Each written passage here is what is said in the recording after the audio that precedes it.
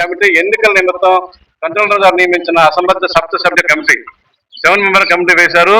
ఆ కమిటీలో ఎవరికి కూడా ఎలక్షన్స్ పిసిసి స్థాయిలో అంటే కింద స్థాయిలో 3వ స్థాయిలో పిసిసి ఎలక్షన్స్ కండక్ట్ చేసినటువంటి అనుభవం లేదు వారికి.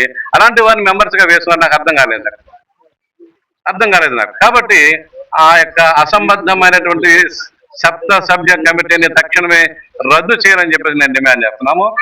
తర్వాత ప్రతి సెనడ్ 6 సెనడ్స్ ఉంటాయి.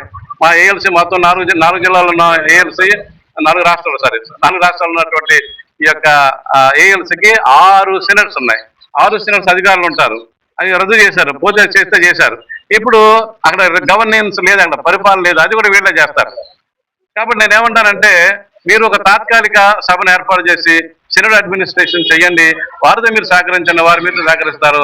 ఎవరెవరు దొంగలోనో గుండాలో ఎవరు లేరు ఇక్కడ. కాబట్టి మమ్మల్ని గౌరవించండి, మమ్మల్ని రెస్పెక్ట్ ఇవ్వండి, దాన్ని విల్ రెస్పెక్ట్ యూ. ఆ విధంగా మరి సెనడ్ లో ఉండేటువంటి పరిపాలన పునరుద్ధరించాలని చెప్పేసి ఎన్నికలకు మరి మార్గం సుగమం చేయాలని చెప్పేసి డిమాండ్ చేస్తున్నాం. అలాగే ఏఎల్సీ కార్యాలయంలో ఇందాక నేను చెప్పినట్టుగానే కొందరిని అనుమతించే పక్షపాత ధోరణితో కొందరిని బయటకు తోలేసేటువంటి విధానం మారాలి. న్యాయబద్ధంగా ఉండండి. మొదటి నుంచి జరుగుతుంది.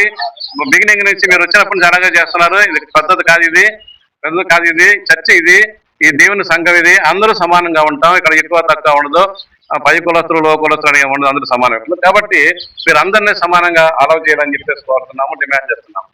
ఏఎల్సీ కార్యాలయం తీసుకునే నిర్ణయాలు ఏమవుతుందంటే అంతకుముందు ప్రెసిడెంట్స్ లెటర్ అని వస్తుందండి. ప్రతి నెల మాకు ఆ ప్రెసిడెంట్ లెటర్లో ఏం చేయబోతున్నాడో, ఏం చేశాడో సంఘాధ్యక్షులు లేక అని చెప్పేసి వచ్చి టెంటేటివ్ లో దాన్ని ప్రచురణ చేయడం జరుగుతుంది. మాకు అలవాటు అది. మీరు వచ్చాక అసలు అలాంటి ఏం లేదు, ఏం జరుగుతుందో మాకు తెలియకూడదు అనమాట. ప్రజలకు తెలియకుండా ఉంది. ఆ సందర్భంలో నేను మనవి చేసేది ఏంటంటే, డిమాండ్ చేసేది ఏంటంటే పారదర్శకతతో మీరు చేసే కార్యకలాపాలు నెల మీరు ఎక్కడ ప్రకటిస్తారో ప్రకటించండి. ఆ విధంగా ప్రజలకి పాస్టర్లకి తెలియజేయాలని చెప్పేసి డిమాండ్ చేస్తా ఉన్నాం. 10వ డిమాండ్ ఏంటంటే సంఘ ఆస్తుల్లో మరి మేము కొన్ని పోరాటాలు చేశాం. సంఘ ఆస్తులు అన్యాక్రాంతం అవుతున్నామని చెప్పేసి నారాయణలో 6-7 కేసులు వేసాం. మేము చాలా డబ్బులు ఖర్చు పెట్టాం, రిస్క్ ఎదుర్కొన్నాం, మేము కూడా కేసులు ఎదుర్కొన్నాం.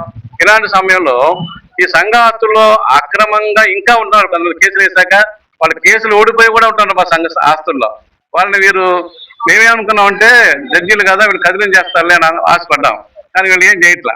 అలాగే అక్రమంగా ఉన్న పాస్టర్ గారు, ఆర్డర్ లేకుండా కూడా పాస్టర్ గారు ఉంటాడు. వీళ్ళు ఏం చేయాలి? వాళ్ళకి ఇష్టమైతే ఏమీ చేయరు. కాబట్టి అలాంటి పరిస్థితులు తొలగించి క్రమబద్ధం చేసి సంఘ ఆస్తుల్లో ఎవరైతే అక్రమంగా ఉన్నారో వాళ్ళని వెంటనే మరి బయటికి పంపించే చర్యలు తీసుకోవాలని చెప్పేసి ఈ సభాపూర్వకంగా మేము డిమాండ్ చేస్తున్నాం. Thank you.